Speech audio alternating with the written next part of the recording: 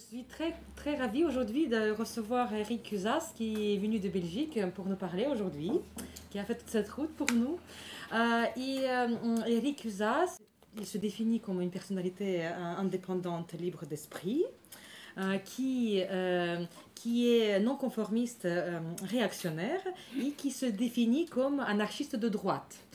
Voilà, devant nous aujourd'hui, les personnages assez impressionnants.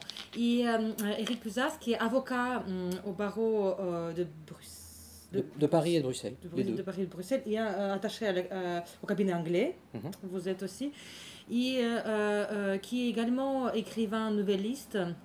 Eric Cusas, il est blogueur, il vous en parlera un tout petit peu tout à l'heure. Il est également, vous faites le sport saut d'obstacle depuis votre enfance. Oui, depuis. Les photos Oui. que j'ai vues, c'est impressionnant. C'est le cheval qui fait tout. Quand même, non, mais ça sent le maître, le cheval. Eric, il a écrit récemment le conte philosophique qui s'appelle, il est devant vous, Cœur de chrétien, que j'ai lu avec plaisir. C'est un conte philosophique, tout court, mais vraiment, ça vaut la peine de le lire. Il est impressionnant. Déjà le langage français qui est le langage soutenu, qu'on voit rarement aujourd'hui dans la littérature contemporaine.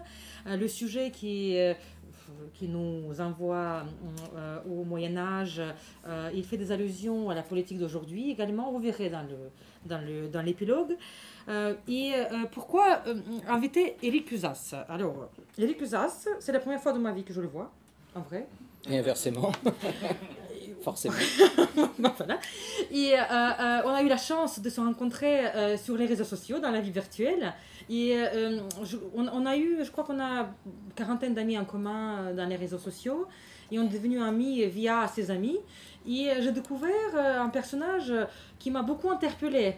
En tout cas, je trouve qu'aujourd'hui, et je tiens vraiment à le dire, et ça vous expliquera pourquoi je l'ai invité, que dans les réseaux sociaux aujourd'hui, il y a un peu de tout, vous imaginez bien, vous voyez bien, avoir cette intelligence et cette ironie, cet humour qui est assez pertinent, et de parler de la politique avec cet humour, et je pense que votre page elle est accessible, elle est ouverte, non?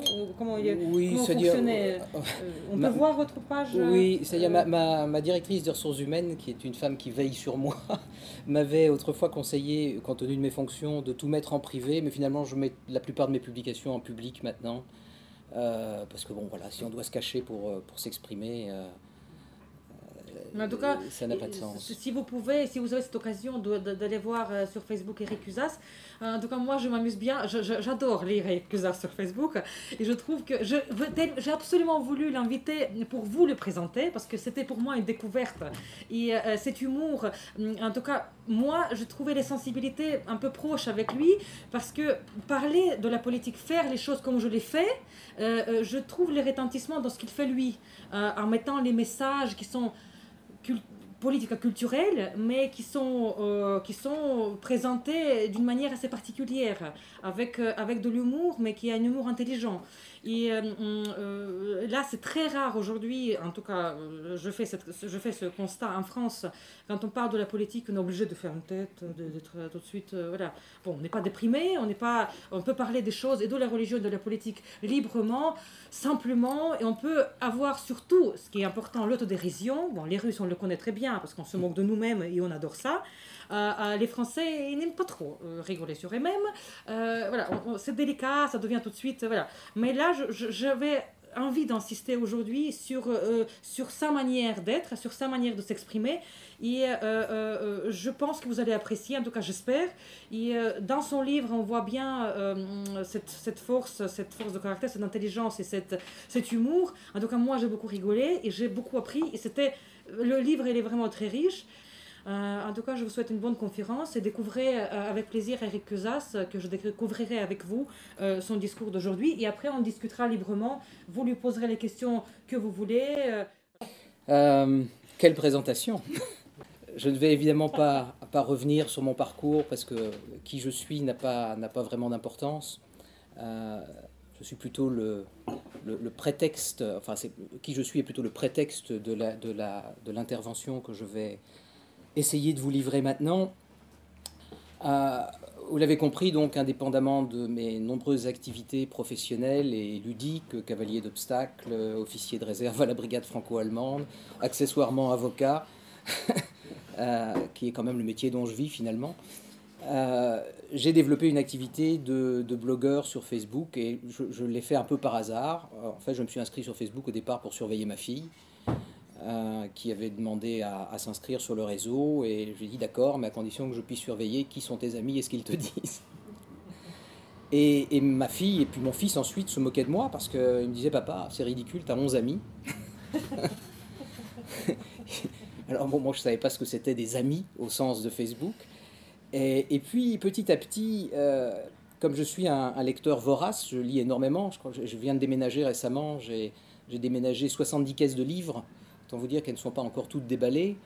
Je me suis dit que plutôt que de poster des photos de chats, les chats entretiennent une relation un peu particulière avec Facebook, il semble, j'allais plutôt essayer de rendre compte de mes lectures,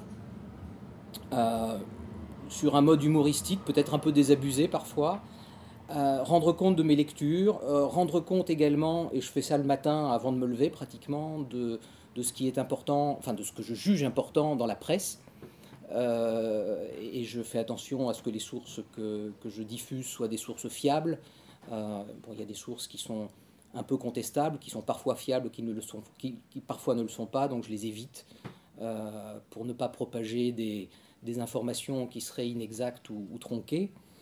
Mais souvent, j'accompagne ces publications de 2-3 mots que j'essaye de rendre le plus souvent humoristiques. Pourquoi ? Parce que, alors je vais avoir 56 ans dans 15 jours, et quand j'étais un peu plus jeune, je prenais ce genre de choses au tragique. Et j'étais enragé de voir que le monde ne tournait pas comme je le souhaitais. À mesure que j'ai vieilli, je me dis que finalement, que je sois là ou pas là, ça ne changera pas grand-chose à la face de l'humanité. Et donc j'essaye de prendre les choses avec distance, avec humour, et en fin de compte, on arrive à faire passer des messages de cette façon-là aussi, sans, comme dirait l'une de mes amies, se mettre la rate au courbouillon. Alors, je ne fais pas d'illusions. Mes enfants ne se moquent plus de moi. Enfin, ils se moquent de moi d'une autre façon, c'est-à-dire ils me disent « Papa, comment tu peux avoir 3500 amis ?» Maintenant. Donc, c'est pas que j'en ai plus assez, c'est que j'en ai trop. Et je ne me fais pas beaucoup d'illusions sur les opinions de mes amis. C'est-à-dire que Facebook a un algorithme qui est extrêmement bien conçu, qui va avoir tendance à ne vous présenter que des gens qui pensent à peu près comme vous, de sorte que, au bout du compte, vous avez l'impression que le monde entier partage votre opinion, et ce n'est pas le cas. On a simplement mis en contact avec vous des gens qui sont d'accord avec vous, plus ou moins. Ce n'est pas toujours le cas, ça vaut des passes d'armes de temps à autre. Mais enfin, en effet, si tout le monde pensait comme moi, la société française en particulier et les sociétés européennes en général ne ressembleraient pas à ce qu'elles sont, soit dit sans jugement particulier. Mais bon, c'est un échange stimulant que de rencontrer. J'ai la chance d'avoir beaucoup de gens très intelligents, très éduqués sur mon réseau et auxquels j'apporte, mais qui m'apportent beaucoup aussi. C'est vraiment extrêmement stimulant, je trouve. Je ne mets qu'une seule limite à l'acceptation ou au maintien de gens sur ma page, c'est la politesse. Même si on est en profond désaccord, ça ne sert à rien de s'échanger des noms d'oiseaux et de s'insulter. Et surtout, ce n'est pas avec un post Facebook de 5, 6, même 3 paragraphes, je veux dire 5-6 lignes ou 3 paragraphes qu'on va se convaincre l'un l'autre. Si l'un pense blanc, l'autre pense noir. Il y a un moment où il faut simplement prendre acte de ce qu'on n'est pas d'accord et se serrer la main et rester bons amis. L'important, je crois, c'est de faire circuler l'information le plus possible, d'avoir des échanges, d'avoir des réflexions stimulantes, de tous bords, et de s'amuser. J'ai des amis qui ne partagent pas mes opinions, qui sont arrivés là peut-être pour d'autres raisons, mais qui sont polis et qui rient de ce que j'écris, et ils ont bien raison, parce que parfois j'écris des choses qui sont non seulement humoristiques, mais aussi risibles. C'est aussi à travers Facebook que j'ai développé cette petite activité littéraire. En fait, je vous l'ai dit, je suis un lecteur vorace, et forcément, quand vous êtes un lecteur, à un moment ou à un autre, l'envie d'écrire vous taraude. Lire sans écrire, c'est un peu être sexologue et ne pas pratiquer le sexe. Et du coup, j'ai publié pas mal de nouvelles sur Facebook, de brèves nouvelles, et ce petit conte philosophique que j'ai publié par chapitre dans un premier temps. sur Facebook. Pourquoi sur Facebook? En fait, pour le tester, pour voir si ça plaisait. Si j'avais eu des échos négatifs, ne serait-ce qu'à travers des messages privés, peut-être que j'aurais rangé ma plume et que j'aurais continué à lire sans écrire. J'aurais donc cessé de pratiquer le sexe littéraire. C'est une fable moyenâgeuse, vous verrez. Enfin, vous verrez ou vous ne verrez pas d'ailleurs, je vous le dis. C'est une fable moyenâgeuse dont le dernier chapitre se déroule de nos jours avec des personnages qui ressemblent à s'y méprendre à messieurs Macron, Hollande et Ramadan. Et dont l'objet était de dénoncer la faiblesse des sociétés occidentales face à l'islamisation galopante de notre pays, de l'Europe en général d'ailleurs, islamisation dont qu'on ne peut pas ignorer à peine de lier aussi, au risque de nier aussi la lumière du soleil. Alors, il ne s'agit pas d'une critique de l'islam, j'ai absolument aucune compétence pour le faire. Ce que je critique plutôt, c'est notre sidération, notre espèce de disposition suicidaire à accepter sans broncher que des coups de plus en plus mortels soient portés à notre modèle de société, que ce soit en France ou ailleurs en Europe, alors que nous sommes, selon le mot du général de Gaulle rapporté par Alain Perfit, un peuple de race blanche, de culture grecque et latine et de religion chrétienne. Et je précise que ce propos est rapporté par Alain Perfit, puisqu'on l'attribue souvent au général de Gaulle. En fait, ces mots figurent dans le livre « C'était de Gaulle » d'Alain Perfit, ainsi que toute une série d'autres propos. D'ailleurs, de Gaulle, je vous le répéterai, à mon avis, si l'on lit ses livres, si l'on lit ce qu'il a écrit, passerait aujourd'hui pour un effroyable réactionnaire. Et tous ceux qui se revendiquent de lui, s'ils l'avaient lu, s'empresseraient de le renier.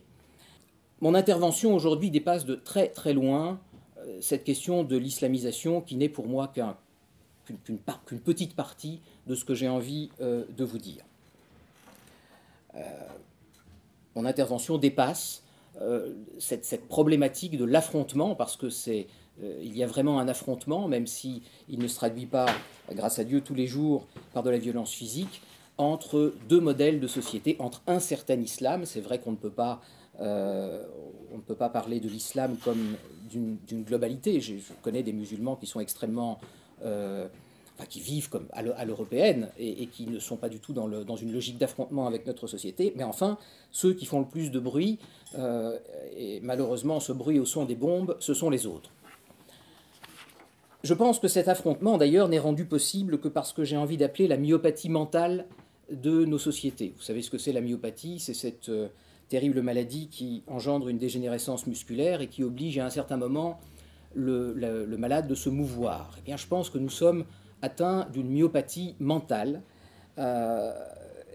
qui nous empêche, d'une certaine façon, de nous préserver en tant que corps social. À ceci près que le myopathe est une victime, il est victime de sa maladie, alors que nous, soit activement, soit par passivité, soit encore par une forme pathologique de dégoût de soi, nous consentons à être malades, d'une certaine façon. C'est ce qu'un psychiatre, Bernard Ehrenberg, je crois, a appelé la fatigue d'être soi dans un livre qui était consacré à la dépression. Et il ne parlait absolument pas du sujet dont je parle, mais j'aime beaucoup l'expression qui traduit bien ce qu'est la dépression. Et je pense que les sociétés européennes, d'une certaine façon, sont dépressives. Le sujet de mon intervention, après ce long prologue, le titre plus exactement, « Comment en sommes-nous arrivés là ?» C'est le titre que j'ai choisi, et c'est un titre qui est délibérément très vague. Comment nous sommes arrivés où et en partant d'où? C'est la première question. D'où sommes-nous partis? Où sommes-nous arrivés? Ce n'est qu'ensuite qu'on peut s'interroger sur ce qui s'est passé pendant le voyage. Et avant toute chose, je dois d'abord vous dire d'où je parle. Parce que d'où je parle, c'est aussi d'où je pars. Je le répéterai à plusieurs reprises, tout ce que je vous dis n'engage absolument que moi. Je vous livre mon opinion, ma vision, absolument rien d'autre. Je suis donc un Français hétérosexuel, de prétendue race blanche, comme on dit dans la novlangue d'aujourd'hui, et de religion catholique, en tout cas culturellement. Je suis d'autre part, et ça n'est pas tout à fait anodin, né en 1962, dans un monde qui ne possède à peu près plus rien de commun avec celui dans lequel je vis aujourd'hui. On peut dresser un catalogue non exhaustif de tout ce qui a changé au cours de ces quelques 55 ans. 56 dans 15 jours pour ce qui me concerne. Reflux de la nation ou de l'amour de la patrie comme sentiment respectable, abolition progressive des frontières sous prétexte de paix, mais en réalité pour sacrifier à des intérêts économiques peut-être un peu moins nobles, injonction d'amour de l'autre, injonction d'autant plus forte que cet autre vous déteste, instauration du multiculturalisme comme religion politique, et cette expression n'est pas de moi, elle est du sociologue canadien Mathieu Bock-Côté, qui a publié un livre absolument passionnant sur le sujet et que j'ai eu la chance d'écouter d'ailleurs à Bruxelles il y a quelques mois. Religion d'ailleurs secondée par une sainte inquisition, une presse folle aux ordres, qui a tout fait de remettre l'hérétique aux bras séculiers que sont les tribunaux. Vous avez peut-être vu hier que M. Zemmour a de nouveau été condamné en appel pour avoir osé dire que les musulmans devaient choisir entre l'islam et la France. Alors au-delà du caractère tranché du propos, ce que je peux concéder, considérer ce propos comme une incitation à la haine me paraît un peu excessif, et là je vous parle en tant que juriste. Toujours dans ce catalogue, dénaturation du langage, réduction orwellienne du champ lexical, afin de contraindre tous à penser pareil. Moins il y a de mots, plus on pense pareil. Relisez 1984. Multiplication des lois mémorielles au prix d'effrayants contresens historiques la plupart du temps. Réécriture de l'histoire à l'aune de ce qu'il faut bien appeler une idéologie, avec autant de violence faite à la réalité, à la liberté et à la vérité. Mise au pilori de l'identité, surtout si elle est nationale, qui est décrite comme un ferment de haine, nécessairement comme un ferment de haine et d'intolérance. Je ne dis pas qu'elle ne peut jamais l'être, mais des tas d'autres idéologies peuvent être des ferments de haine et d'intolérance. Manipulation de l'humain, psychiatrisation de la société. Presque tout le monde va chez le psy maintenant, et surtout les enfants. Et puis, sans que cette énumération soit exhaustive, destruction de la cellule familiale, cellule souche de la société, au nom du droit de chacun de faire à peu près ce que bon lui semble, sauf naturellement peut-être d'exprimer une opinion dissidente. Et c'est un divorcé qui vous le dit. Donc je ne considère pas le divorce comme un crime, mais je considère l'accumulation de toute une série de lois qui détruisent, qui détricotent la famille, comme, pour utiliser un mot qui n'est pas trop fort, interpellante. Ma démarche est donc celle d'un homme qui a parfois l'impression de se réveiller d'un long sommeil cataleptique et qui regarde comme le monde qui l'entoure, un peu comme un explorateur regarderait une peuplade étrangère. D'où je parle m'impose aussi de dire quelle est ma légitimité à m'exprimer, au sens de légitimité économique. Et bien c'est simple, je n'en ai absolument aucune. J'exerce certes une profession intellectuelle, mais contrairement à M. Macron, je ne me crois pas philosophe parce que j'ai lu des livres de philosophie. Je n'ai pas d'autorité particulière, je vous l'ai dit tout à l'heure, ce que j'écris n'engage que moi, ce sont mes réflexions qui se fondent essentiellement sur mes lectures, enfin sur ce que je pense bien sûr, mais sur mes lectures, sur ce que j'ai picoré chez des gens bien plus intelligents que moi et qui, eux, sont des penseurs professionnels. Je pense à Bock-Côté, bien sûr, que j'ai mentionné, mais Todd et tant d'autres dont j'évoquerai les noms. Et puis, d'où je parle pose aussi la question de mon appartenance politique, puisque la plupart des sujets que je vais aborder sont de nature politique. Et là, c'est très clair, je n'en ai absolument aucune. Je n'ai jamais été membre d'aucun parti, je n'envisage pas de le faire. Je ne me sens en harmonie complète avec aucun d'entre eux. J'ai du mal à croire d'ailleurs que l'on puisse, à travers les partis tels qu'ils se présentent aujourd'hui, changer quoi que ce soit, puisque les systèmes partisans sont ainsi faits qu'à moins d'avoir rampé dans les états-majors depuis l'âge de 18 ans, on peut difficilement espérer accéder au poste de responsabilité. Et c'est pourquoi je m'affuble, par manière de boutade, du qualificatif d'anarchiste de droite. À peu près personne ne sait ce que c'est, et ça me va très bien. Si le sujet vous intéresse, je crois qu'il y a deux personnes qui ont écrit des livres sur le sujet. L'un est Pascal Horry en 1985, qui est à peu près introuvable, et le second, le nom de l'auteur m'échappe, vous l'avez mentionné dans la présentation, a été écrit et publié l'année dernière, je pense, ou peut-être l'année d'avant. C'est un peu barbant, mais voilà, je m'affuble d'une étiquette qui me permet de ne me soumettre à personne, et une fois encore, ça me va très bien. Je crois qu'au fond, si j'analyse ma sensibilité, je suis un gaulliste canal historique, pas de ceux qui proclament le nom du général à tout bout de champ, comme les Indiens dansent pour faire tomber la pluie, ceux-là même qui, la plupart du temps, n'ont pas lu ce qu'il a écrit, puisque, comme je vous le disais tout à l'heure, s'il le lisait, il le prendrait sans doute pour un horrible réactionnaire. Les mêmes, d'ailleurs, utilisent le mot républicain à tout bout de champ, si bien que cet adjectif est devenu totalement dépourvu de sens. Un déjeuner républicain, une poignée de main républicaine, moi, je ne sais pas ce que c'est. Alors, je ne vais pas évoquer tous les sujets, bien sûr, que j'ai abordés lorsque j'ai parlé de cette myopathie mentale dont je pense que nous sommes atteints. Je vais juste en prendre quelques-uns. Et puis après, on peut discuter de ce dont vous avez envie de parler sans limite. Même si je peux vous heurter, ou à tout le moins vous surprendre, je crois que le point de départ de la crise morale de l'Occident, c'est avant tout un vide religieux. Alors, ne vous méprenez pas, je ne suis pas une grenouille de bénitier. Il n'y a d'ailleurs rien de mal à être une grenouille de bénitier. Ils ne se font pas sauter en général, dans tous les sens du terme. J'ai le plus grand respect pour le milieu catholique, le milieu culturel catholique dans lequel j'ai grandi, et je me définirais plutôt à titre personnel comme un agnostique qui espère, ou, si j'ose cette formule audacieuse, comme un agnostique qui penche du côté de la foi. Il reste que, depuis toujours, les hommes aspirent à la transcendance. Je crois que c'est quelque chose de fondamental dans l'espèce humaine. Les hommes primitifs essayaient, à travers la croyance en une forme de divinité, que cette divinité soit la nature ou quoi que ce soit d'autre, à expliquer le monde qui les entourait.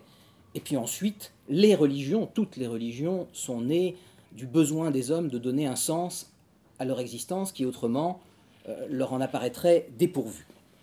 Comme l'écrit Durkheim, la vue du néant nous est insupportable, tellement intolérable en réalité qu'à travers l'histoire, les hommes ont souvent consenti à supporter les contraintes de la religion, à s'incliner devant des préceptes religieux pour s'épargner une réflexion sur leurs conditions et écarter précisément l'hypothèse du rien. Et puis les églises, d'un point de vue temporel, les églises, je ne limite pas à l'Église catholique, sont aussi une forme d'organisation du monde et de la société pour les animaux grégaires que nous sommes.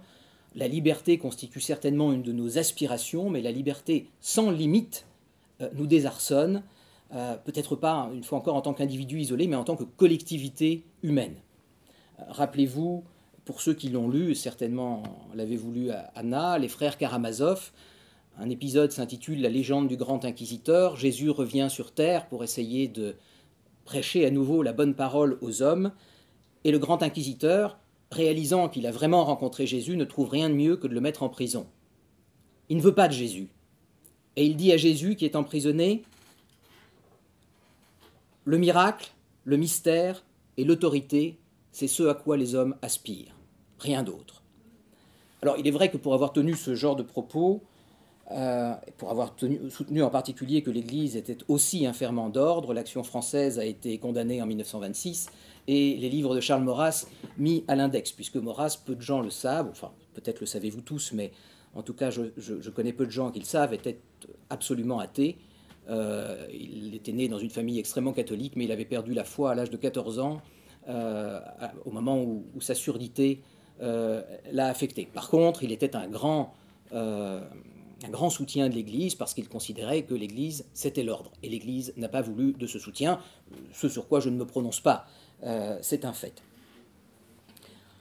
Donc en France et en Occident en général, la pratique religieuse a lentement décru jusqu'au tournant des années 60, et selon Emmanuel Todd, dont j'ai parlé tout à l'heure, qui est un intellectuel iconoclaste, vraiment passionnant, plutôt de gauche, tout à fait athée, selon Emmanuel Todd, c'est ce déclin de la pratique religieuse, dont vous voyez que je me nourris de mes lectures, qui explique le glissement progressif de l'Occident vers une post-démocratie oligarchique et pratiquement totalitaire, même s'il s'agit d'un totalitarisme mou.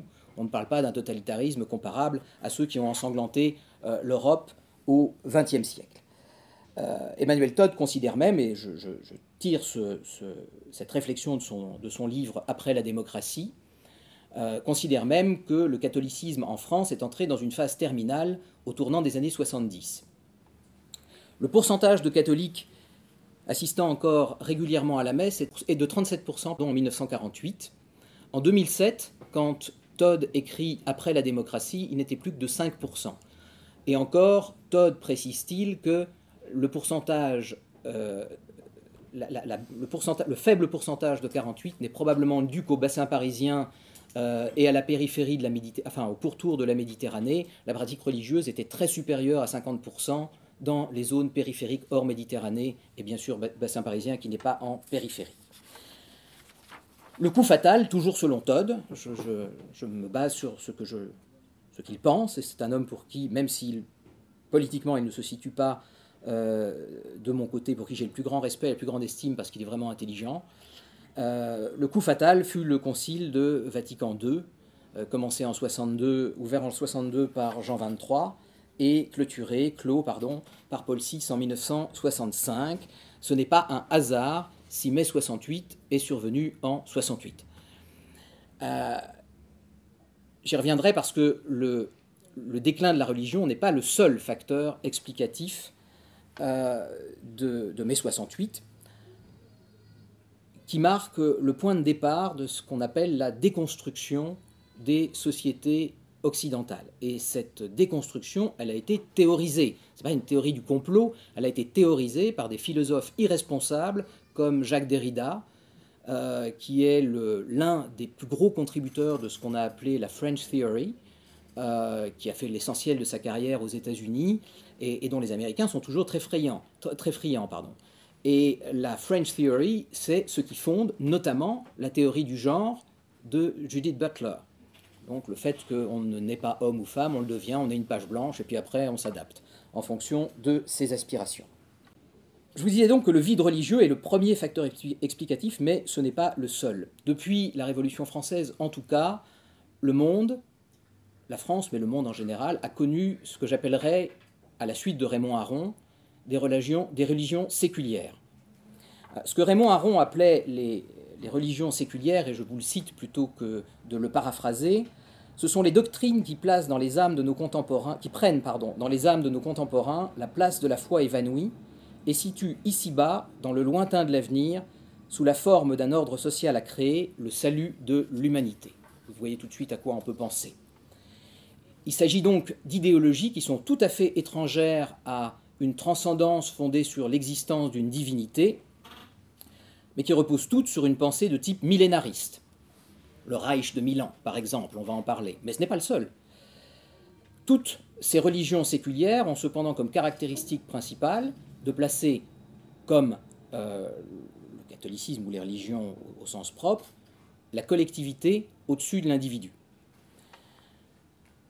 Donc dans certaines parties de l'Europe, en France en particulier, je vous disais, le sentiment religieux décline à partir du milieu du XVIIIe siècle, même s'il demeure vivace, même après la Révolution, dans certaines parties de la population. Mais la nature a horreur du vide, et la religion disparaît progressivement, très progressivement, beaucoup plus rapidement à partir des années 60, mais quelque chose d'autre va s'insérer, va s'engouffrer dans le vide qui a été ainsi laissé.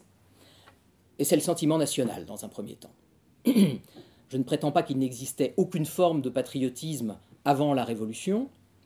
Des historiens, le médiéviste malheureusement disparu Georges Duby voit même la naissance du sentiment national en 1214, le dimanche de Bouvines. Mais il s'agissait sans doute d'autre chose que ce que nous avons vécu depuis la Révolution, depuis l'avènement de la nation en France, mais c'est un concept qui a capillarisé, si je peux me permettre ce barbarisme, dans toute l'Europe. Et il faudrait peut-être d'abord apprendre à ne pas s'effrayer de ce mot de nationalisme. Il est un fait que les effroyables dictatures que nous avons connues au XXe siècle, le nazisme et le fascisme, mais aussi le communisme, malgré sa prétention à l'universalité, ont discrédité et rendu odieux toute forme de nationalisme, du moins dans l'esprit de certains. Préférer son pays à celui de son voisin me semble pourtant une chose assez naturelle et ne signifie pas nécessairement, c'est là que se situe ma différence, qu'on a envie de détruire le pays de l'autre. Pas plus que privilégier sa famille à la famille de son voisin ne signifie qu'on hait la famille de son voisin. Le nationalisme haineux, tel qu'il s'est exprimé notamment dans le nazisme, est une perversion du patriotisme, mais assimiler toute forme de patriotisme à du nazisme ou à du fascisme, comme le font volontiers les modernes contempteurs de la cause nationale, est également une perversion, et rien moins qu'innocente.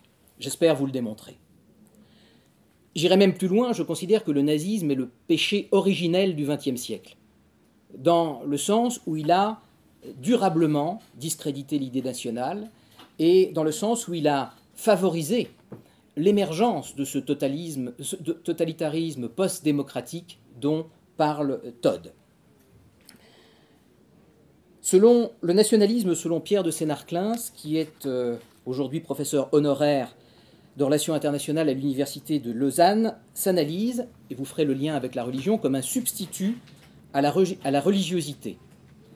À travers la célébration de la patrie, le culte des ancêtres, l'hommage rendu à la terre et aux morts, pour reprendre le mot de Maurice Barrès, on devine la recherche de ce que Sénarclins appelle une généalogie collective. Sénarclins nous dit encore ceci, et tout comme pour Aron, je vais vous lire ce qu'il écrit plutôt que de le paraphraser. En exaltant la grandeur de leur État, de son passé, de sa position sur la scène internationale, le nationalisme offre aux individus, notamment à ceux qui appartiennent à des groupes défavorisés, un support narcissique. Il comble leur désir de reconnaissance. Une fois encore, j'en reviens à cette question de transcendance. La plupart des hommes ont besoin, peut-être pas tous, mais la plupart d'entre eux ont besoin de croire en quelque chose qui est plus grand qu'eux. De moins en moins, sous nos climats, place cette croyance en Dieu. Beaucoup de gens qui se diraient catholiques dans un sondage sont essentiellement des catholiques culturels. Comme le disait d'ailleurs mon curé, on fait baptiser son enfant parce qu'on l'a toujours fait. Dans le meilleur des cas, on fait sa communion, et puis on va à la messe à Noël et à Pâques, et encore. Mais lorsque la croyance en Dieu s'effondre, diminue, pour des raisons bonnes ou mauvaises, une fois encore, je porte absolument aucun jugement, lorsqu'on n'envisage plus Dieu que comme une hypothèse qui peut être démentie, alors il lui faut un substitut. Nous sommes tous, une fois encore, consciemment ou non, à la recherche de quelque chose qui nous dépasse, qui constitue la boussole de notre existence. Ne pas trouver de sens à notre vie, c'est nous exposer à une misère morale qui est peut-être moins difficile à vivre au quotidien que la misère matérielle, mais qui est beaucoup plus tragique lorsque vous interrogez sur le sens de votre existence. On peut se demander quand même, je l'ai évoqué tout à l'heure, pourquoi la dépression est devenue si commune en Europe occidentale. Je crois que si j'avais parlé à mes grands-parents et même à mes arrière-grands-parents, j'ai eu la chance de connaître 3 de mes arrière-grand-mères de dépression nerveuse, elles m'auraient regardé comme une poule qui a trouvé une brosse à dents. Franchement, c'est quelque chose, je ne dis pas que les gens n'avaient pas des moments de tristesse, mais ces dépressions, ces burn-out dont on entend parler sans cesse, n'étaient pas le quotidien des gens qui peut-être s'interrogeaient moins sur le sens de leur existence, ou qui en tout cas, pour ce qui regarde ma famille, à cette époque, trouvaient encore ce sens dans la pratique religieuse. Je pense que l'absence de sens a un lien direct avec l'atomisation de notre société et avec le développement de l'individualisme. Todd encore, non plus dans le livre « Après la démocratie », mais dans son dernier bouquin, celui qui est si difficile à lire, « Où en sommes-nous? Une brève histoire de l'humanité », une fois encore, Todd est un homme de gauche, plutôt athée, donc on ne peut pas le suspecter de venir au secours de certaines thèses. Todd dit « Depuis Homo sapiens, les groupes humains se sont toujours construits en plaçant eux contre nous. Et, ajoute-t-il, ajoute ce sociologue de gauche, il en sera toujours ainsi. Il attribue même, pour des raisons que je ne vais pas vous exposer ici parce que ça nous amènerait trop loin et ça m'écarterait de mon sujet, il attribue même l'existence même de la démocratie à cette opposition entre eux et nous. Je vous donnerai peut-être envie de lire son livre. Vous y passerez un peu de temps, vous verrez. Honnêtement, est-ce qu'on croit que les soldats de Valmy, qui se sont lancés à l'assaut des Autrichiens, combattaient pour autre chose que pour la nation, c'est-à-dire la patrie incarnée? Quand Kellermann met son chapeau à la pointe de son sabre et crie « Vive la nation !», tous ces gueux en pantalons déchirés qui mettent en déroute une armée organisée. Alors bien sûr, vous me direz que la Révolution était porteuse d'un idéal de liberté, d'égalité et de fraternité, de valeurs universelles, c'est certain. Mais ces valeurs universelles, pour les soldats qui se sont battus, elles étaient incarnées dans la nation charnelle. C'est tout aussi certain. Croit-on que le général de Gaulle, dont chacun s'approprie le nom sans arrêt, se soit battu pour autre chose que pour sauver sa France? Martyrisé toute ma vie, je me suis fait une histoire, une certaine idée de la France.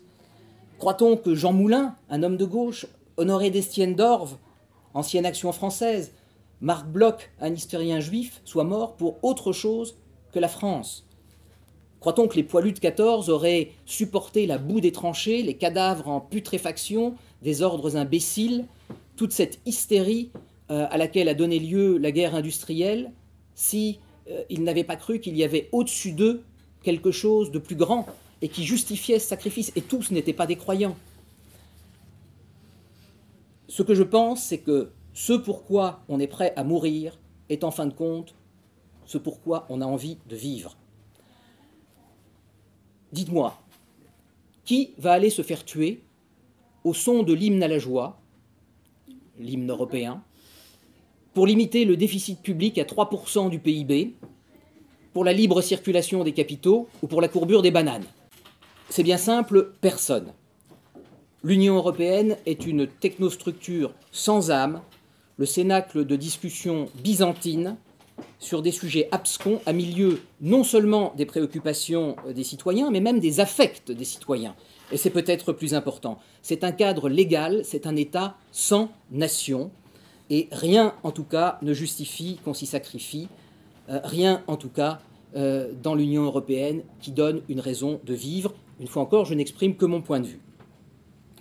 Elle n'est pas et ne sera jamais, à mon avis, une collectivité englobante, comme peut l'être la patrie et comme peut l'être la famille, tout simplement. Il reste, je l'ai dit, que l'idée nationale est aujourd'hui hors la loi. Elle s'est largement effondrée, comme la religion s'est effondrée, discréditée par les dictatures du XXe siècle, qui l'ont dévoyée et mise au service de projets atroces, que ce soit l'extermination des Juifs du côté des nazis ou la dictature du prolétariat pour les communistes. Pourtant, les horreurs qu'on a construites, avec lesquelles on a ensanglanté l'Europe à partir de l'idéologie nationale, ne participent pas de son essence même.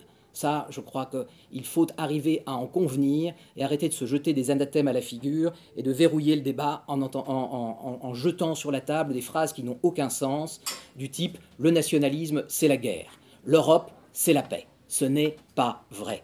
Je vous ai dit tout à l'heure que j'étais officier de réserve, que je suis officier de réserve à la brigade franco-allemande. Je vis en Belgique. Et alors, à Bruxelles, tous les 2 mètres, vous tombez sur un général français, puisqu'il y a la représentation militaire française auprès de l'Union européenne et auprès de l'OTAN. Et un jour, j'avais organisé un dîner à la maison, et j'avais invité des gens de tous horizons, plusieurs officiers, un général et un colonel, qui étaient français, mais il y avait des Belges autour de la table, il y avait une personne d'origine allemande, une personne d'origine russe, vraiment des nationalités extrêmement variées. Et vous le savez aussi, la Belgique a été le champ de bataille de toute l'Europe pendant des siècles. Et je me suis cru obligé de porter un toast en disant vive la France, vive la Russie, vive l'Allemagne, vive tout le monde, on est tous les meilleurs amis du monde, et merci aux Belges de nous avoir permis de nous égayer dans leur pré pendant autant de siècles, et merci à l'Europe qui nous a apporté la paix. Je n'y croyais pas, mais je me sentais obligé de le dire. Et puis je me suis rassis, et un colonel de cavalerie était assis à ma droite, et il m'a dit « Éric, tu sais, c'est pas l'Europe qui nous a apporté la paix, c'est la bombe atomique. » en quoi je pense qu'il a raison. C'est l'équilibre de la terreur qui nous a apporté la paix et non pas l'Europe. Que la communauté européenne, que l'Union européenne disparaisse demain, je ne crois pas que les Français et les Allemands vont se précipiter sur un champ de bataille pour commencer à se crêper le chignon. Je pense que tout ça, c'est du fantasme, c'est de l'argument d'autorité qui revient à faire taire ceux qui ont un autre discours.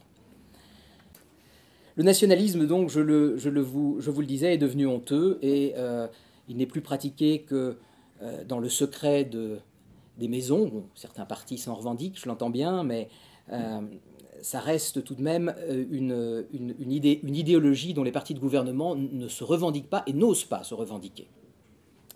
Exit donc cette religion séculière qui ne peut plus être pratiquée que dans les cercles privés, exit cette transcendance laïque qui reposait sur une idéologie porteuse de sens, comme la foi en Dieu représente une transcendance divine, elle aussi porteuse de sens. On est aujourd'hui athée de la patrie, comme on est aussi athée de Dieu.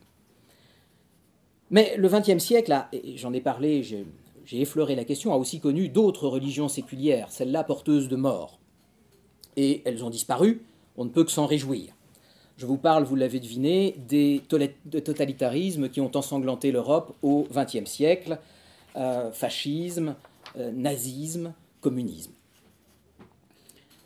On peut s'étonner que le fascisme, ou le nazisme et le communisme soient considérés comme des religions.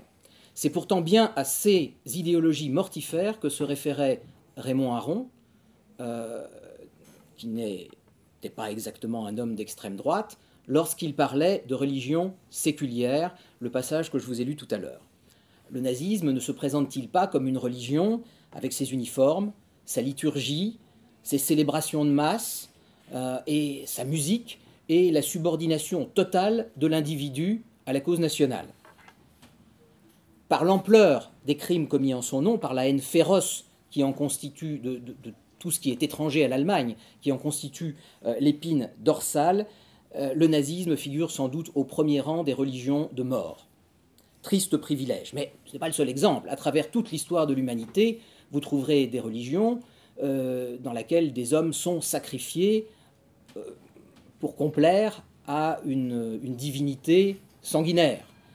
Rien, toutefois, qui puisse se comparer en termes de systématisation, de mécanisation de l'horreur et de volonté délibérée d'exterminer une population, rien qui puisse se comparer au nazisme. Le nazisme, donc, a disparu, on peut tous s'en réjouir. Contrairement au nationalisme, il n'a même plus de véritables dévots, sauf peut-être quelques marginaux, souvent des déclassés. Je vous ai dit, je ne vais pas le répéter, je me rends compte que je radotais un peu en préparant mon texte, donc que le nazisme et les fascismes avaient durablement discrédité l'idée de nation, grâce à ce concept extrêmement commode qu'on utilise aujourd'hui évidemment à d'autres fins d'amalgame. Nation égale fascisme, c'est ce qu'on entend, tout comme on entend d'un autre côté islam égale terrorisme. L'un n'est pas plus vrai que l'autre. Mais dire que le nationalisme équivaut au fascisme est une façon de verrouiller le débat. Dès que les principes d'ordre et d'autorité, dès que la nation revient au cœur du débat, les mots d'extrême droite et de fascisme surgissent comme un diable d'une boîte. Vous n'avez pas le droit d'évoquer ces sujets. Et si vous regardez ce qu'on appelle extrême droite, depuis le Front National jusqu'à Philippe de Villiers, avec même Laurent Wauquiez, auquel on accole maintenant cette étiquette assez volontiers, on couvre un spectre qui est quand même assez large de gens qui ne sont pas nécessairement compatibles les uns avec les autres. Alors, on n'en parle pas qu'en France d'ailleurs. Les dirigeants autrichiens, polonais, hongrois sont des fascistes. Les partis populistes, ce sont des fascistes. Hein. Voilà. Populiste, ça aussi, c'est un anathème disqualifiant. Vous n'aimez pas quelqu'un, ou quelqu'un tient un discours qui n'est pas favorable à l'Union européenne, qui est plutôt, je dirais pas anti-libéral, anti-ultra-libéral, ce qui, vous le verrez, n'est pas la même chose. On parle de populisme. Chantal Delsol, qui est une intellectuelle brillante, une femme que j'admire beaucoup, avec qui j'ai un peu correspondu, qui est membre de l'Institut des sciences morales et politiques, qui a publié pas mal de bouquins, a publié, il y a 2 ans, je pense, un tout petit livre qui s'intitule « Populistes, les demeurés de l'histoire ». Et elle y démontre cette anathémisation, si j'arrive à prononcer ce mot difficile, de ceux qui ne pensent pas selon le credo contemporain. C'est bien simple, si vous ne pensez pas selon le credo contemporain, on vous accuse tout simplement de ne pas penser, vous êtes un imbécile. Le fascisme et le nazisme, pourtant, sont des idéologies qui sont datées, elles sont situées dans l'histoire à un moment donné. C'est une aberration de dire du Front National qu'il est fasciste. Et une fois encore, je ne suis membre d'aucun parti, pas plus de celui-là que d'aucun autre. C'est une aberration. Le fascisme, c'est un concept historique qui vise essentiellement l'Italie des années 30 à la fin de la Seconde Guerre mondiale. Et le fascisme correspond à suppose la réunion d'un certain nombre de caractéristiques. Le professeur Emilio Gentile, qui est un des meilleurs spécialistes du fascisme, un historien italien assez âgé, nous dit que le fascisme suppose l'existence d'un parti unique, détenteur d'un monopole idéologique, une restriction de la liberté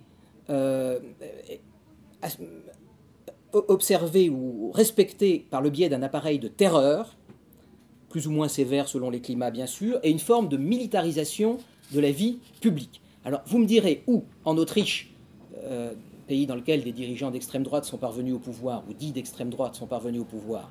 Si vous êtes anti-immigration, vous êtes d'extrême droite, forcément.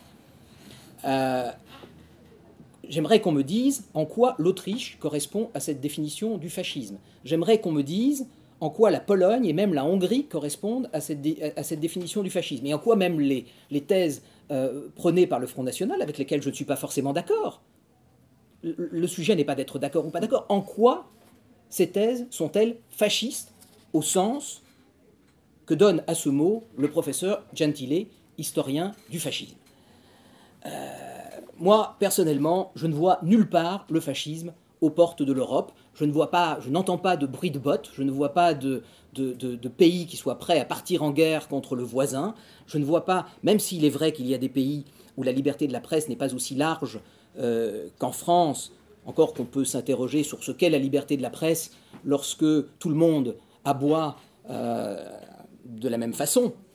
Il n'y a pas d'interdiction de publier assortie d'une répression violente, comme ça peut être le cas peut-être en Turquie, en revanche. Ces religions séculières, nazisme, fascisme, ont disparu, et c'est heureux. Il nous faut parler de la dernière, et c'est le communisme. Le communisme, c'est la dernière grande religion séculière du XXe siècle. C'est ce que Raymond Aron, lui encore, appelait l'opium du peuple, par référence à la phrase de Marx l'opium des intellectuels, pardonnez-moi, par référence à Marx qui parlait de l'opium du peuple à propos de la religion.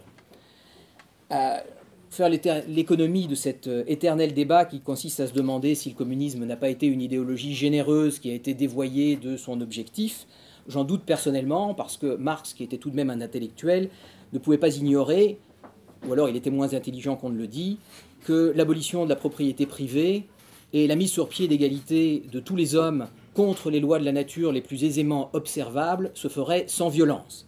Et puis de toute façon, dès 1917, Lénine concevait la dictature du prolétariat comme une violence légitime exercée par le parti sur les masses bourgeoises. Je ne vois pas ce que ça a de gentil.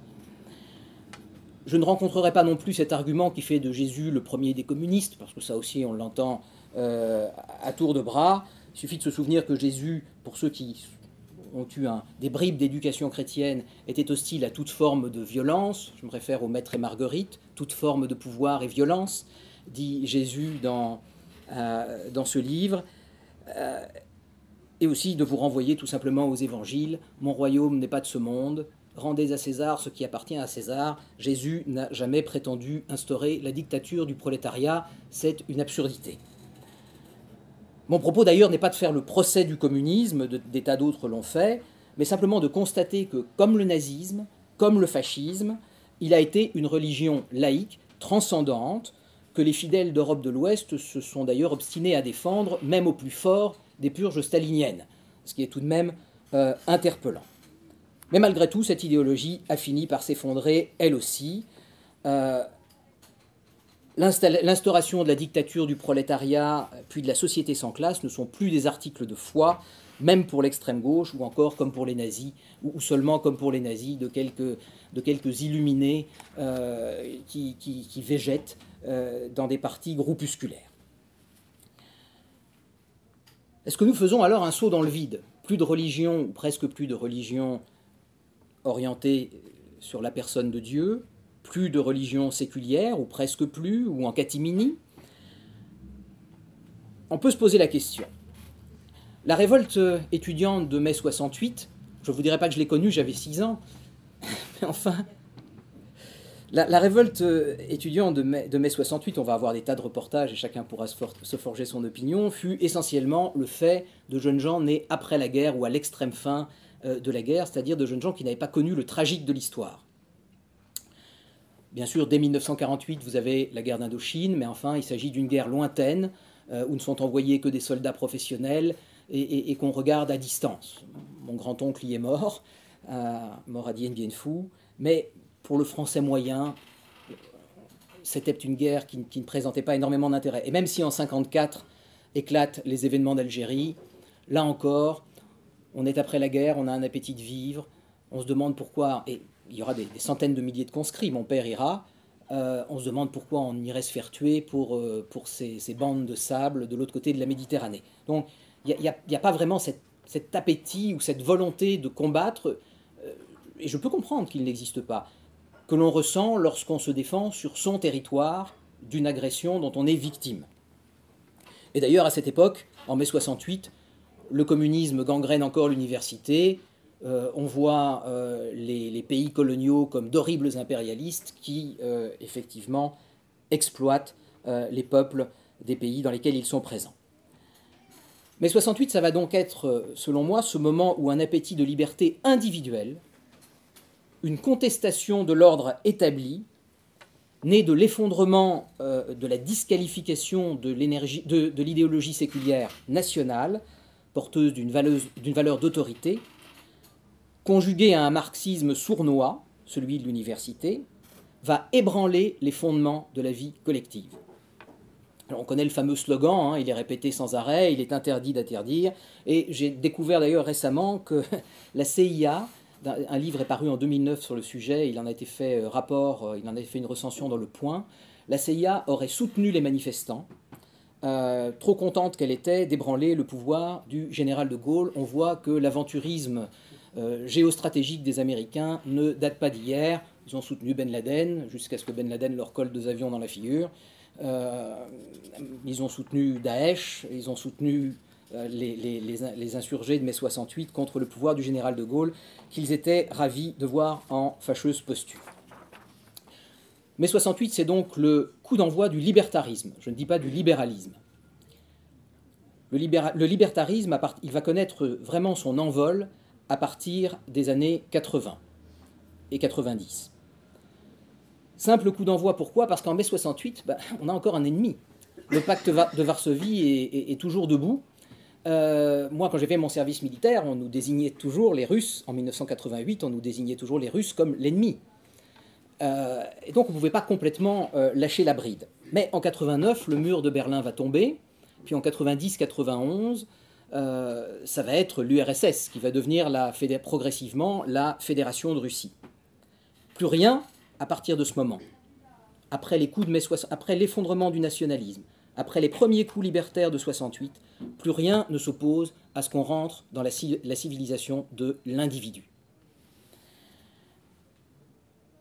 C'est à partir de ce moment, à partir de cet instant, que la civilisation de l'individu va réellement prendre son plein essor, à partir de la fin des années 80, à partir de l'effondrement du mur de Berlin.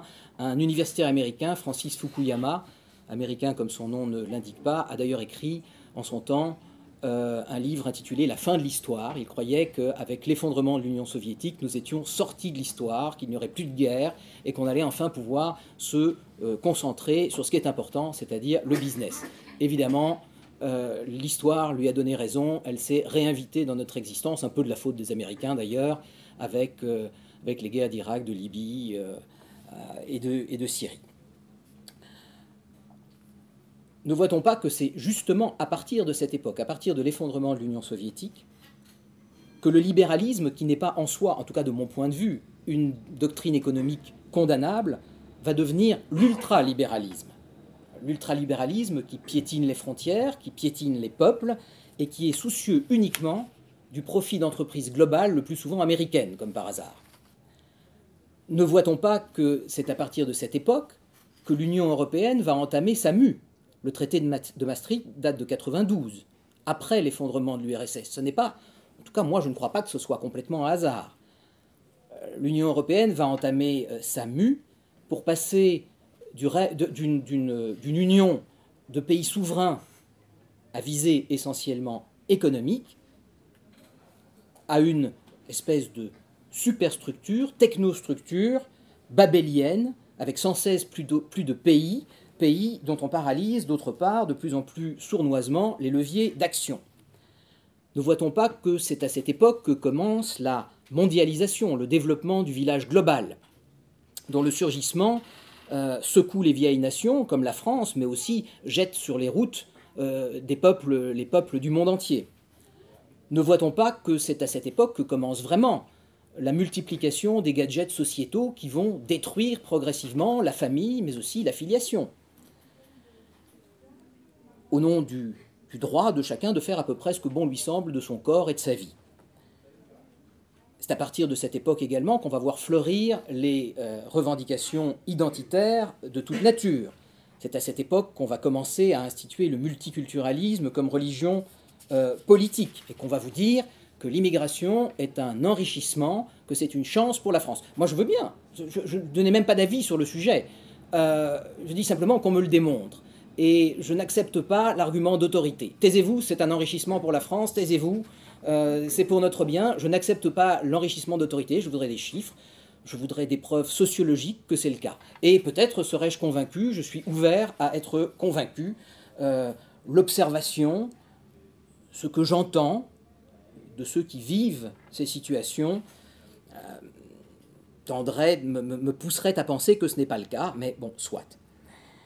Et puis c'est à partir de cette époque également que les droits de l'homme, initialement conçus pour protéger les citoyens contre l'arbitraire des gouvernants, comme l'a relevé le professeur Jean-Louis Harwell, un professeur de droit public, qui a publié un livre il y a 2 ans intitulé « Les droits de l'homme contre le peuple », c'est à ce moment que les droits de l'homme vont être dévoyés et vont devenir un instrument d'atomisation des collectivités, de destruction du lien social. C'est-à-dire qu'il ne s'agit plus de protéger le citoyen contre l'arbitraire du gouvernant, il s'agit de permettre aux citoyens de revendiquer des droits. On est passé, sans connotation politique, de gauche à droite ou de droite à gauche, si vous voulez, du blanc au noir, mais les droits de l'homme n'ont plus la finalité, la belle finalité pour laquelle ils ont été conçus en 1948, protéger les citoyens contre l'arbitraire des gouvernants. Nous sommes donc dans une situation de libertarisme et d'ultralibéralisme. Et j'avais envie de parler de dérégulation, c'est-à-dire il n'y a plus de règles. On fait ce qu'on veut dans la sphère privée et dans la sphère économique, l'essentiel c'est de maximiser les profits. Mais en réalité, je ne pense pas qu'on puisse parler de dérégulation. Est-ce que la libération presque totale de l'individu, la reconnaissance de la légitimité de ses aspirations dans les domaines sexuels, familial, religieux, identitaires, pourvu bien sûr qu'il ne s'agisse pas d'une identité moisie comme l'identité française, belge, espagnole ou allemande, ces identités étant forcément oppressives et discriminatoires, notez-le. Est-ce que donc cette liberté quasi totale donnée à l'individu est tout à fait innocente? Personnellement, je ne le crois pas. Je pense que nous sommes en présence d'une nouvelle religion séculière qui ne dit pas son nom et qui, tout en se dissimulant derrière le faux nez de vocables creux, parce que vidé de toute substance, tente de cacher son existence même. Cette religion a son Dieu, et ce Dieu c'est Mammon, le Dieu de l'argent. Il n'est pas illégitime de gagner de l'argent, et il n'est même pas illégitime d'en gagner beaucoup. Il n'est pas illégitime d'espérer être rémunéré à la hauteur de sa contribution, il n'est pas illégitime d'hériter dans une collectivité humaine harmonieuse, s'enrichir est tout à fait acceptable. Ce n'est pas là-dessus que porte ma critique. Mais la volonté d'enrichissement relève de la sphère privée. Elle ne peut pas devenir le critère de la morale publique. Il faut qu'il y ait une sphère publique qui repose sur des valeurs distinctes, et non pas comme M. Macron, qui n'est pas mon meilleur ami, le disait à je ne sais quel garçon citoyen qui l'interpellait sur son costume, « t'as qu'à bosser pour t'en acheter un ». C'est ça la morale publique ? T'as qu'à bosser pour t'en acheter un ? M. Macron, de mon point de vue, est sans doute un excellent CEO, Chief Executive Officer, un excellent PDG. Ce n'est pas un chef d'État parce qu'il n'a pas compris que les Français ne sont pas ses employés, mais ses administrés. Le dieu argent, donc, je crois que le bien public est immolé sur l'autel de l'intérêt personnel. On pousse les gens à se concentrer sur leur intérêt personnel. Cette religion, elle a également ses démons, qu'on nomme extrême droite, fascisme, populisme, autoritarisme, intolérance, alors qu'on va le voir, elle fait elle-même preuve de la plus grande intolérance. Intégrisme, de préférence catholique, amalgame, stigmatisation, démons souvent sans consistance précise, qu'on agite devant vous comme un épouvantail pour vous faire taire. Cette religion, elle a ses dogmes. Le multiculturalisme, conceptualisé par Mathieu Bock-Côté, la liberté sexuelle sans limite, l'abolition des frontières, l'affaiblissement des nations, entre autres. Cette religion, elle a ses prêtres. Pour les médias, qui sont pour l'essentiel acquis au libertarisme et au multiculturalisme, peut-être pas à l'ultralibéralisme, mais là-dessus on ne les écoute pas. Les médias dont la langue vise à fabriquer le consentement. Madame Riocreux, qui est une universitaire agrégée de lettres, extrêmement brillante, a écrit un livre qui porte ce titre, « La langue des médias ou la fabrication du consentement », que je vous recommande, celui-là est assez facile à lire. Les médias, donc, et puis aussi une classe politique qui est coupée du peuple, qui d'ailleurs se moque bien de ce qu'il pense et de ce qu'il advient du peuple. Elle met en œuvre le principe d'un homme qui n'était pas très respectable, tout de même, Goebbels, qui disait que c'était le droit absolu de l'État de présider à la constitution de l'opinion publique. Que fait-on d'autre avec les médias aujourd'hui ? Cette religion, elle a son opium, le divertissement, dont la télé-réalité est le plus bel exemple, mais hélas pas le seul, opium qui vise à maintenir la population dans un état d'abêtissement, d'apathie et de soumission. Elle possède sa sainte inquisition. Je dis en commençant, il y a les associations prétendument représentatives. Moi, je connais des Noirs qui ne se sentent pas du tout représentés par le cran, mais enfin, bon, glissons. L'un d'entre eux, d'ailleurs, nous participions ensemble à une émission. Il avait écrit un livre s'intitulant « Ma vie en noir et blanc ». Il me disait, mais enfin, moi, quand un type m'interpelle dans la rue et me dit « Bonjour, mon frère », je dis, mais enfin, je ne suis pas ton frère. Nous ne sommes pas de la même famille. Et bon, c'est un garçon qui avait une approche de la réalité assez saine et qui ne se sent absolument pas représenté par ceux qui se prétendent représentatifs. Toujours est-il que ces associations sont cherchent à découvrir dans tout propos le dérapage, le propos controversé. Ce sont des mots vides de sens. En fait, si vous n'êtes pas d'accord avec le credo public, vous avez dérapé. Et si les propos que je tiens sont inévitablement controversés, puisque je ne suis pas d'accord. Et ces associations, les médias, ont au fait, bien sûr, de vous déférer à la censure des tribunaux. Je parlais de M. Zemmour tout à l'heure, qui vient d'être condamné à nouveau. Les tribunaux qui prêtent trop souvent la main à cette censure. Une jeune femme, Anastasia Colosimo, doctorante en sociologie, je pense, a publié un livre il y a 2-3 ans qui s'intitulait « Les bûchers de la liberté ». Et elle y démontrait que notre société a rétabli en catimini le délit de blasphème. Vous ne pouvez pas blasphémer les dogmes de la nouvelle religion au risque d'être poursuivi. Comment autrement expliquez-vous qu'un historien comme Pétré Grenouillot ait été poursuivi, vous entendez bien, poursuivi, pour avoir parlé des traites négrières arabo-musulmanes dans le cadre d'un livre consacré à l'esclavage dans son ensemble? Comment expliquer autrement qu'un médiéviste comme Sylvain Guggenheim ait été poursuivi, ou en tout cas sérieusement mis en cause, pour avoir osé soutenir que l'héritage grec ne nous est pas revenu entièrement par les Arabes, mais aussi par les moines d'Occident, et notamment par les moines du Mont Saint-Michel. Son livre s'intitulait « Aristote au Mont Saint-Michel ». Et Marcel Gauchet, un homme mais vraiment au-dessus de tout soupçon, rien moins qu'excessif, rien moins que tout à fait mesuré, à qui Édouard Louis, l'auteur du célèbre et illisible ouvrage Pour en finir avec Eddie Bellegueule, et son complice Geoffroy de la Gasnerie, qu'ils ont voulu empêcher d'assister aux journées de Blois en raison de ses positions prétendument réactionnaires. Mais enfin, qu'est-ce que c'est que ça? Où sont les fascistes?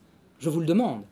Et Bensoussan, qui vient, grâce à Dieu, d'être relaxé, qui était renvoyé en correctionnel, pour avoir osé parler de l'existence d'un antisémitisme spécifiquement musulman. Il a été relaxé. Mais tout de même, cet homme a été renvoyé devant un tribunal comme un vulgaire malfrat pour avoir osé dire ça.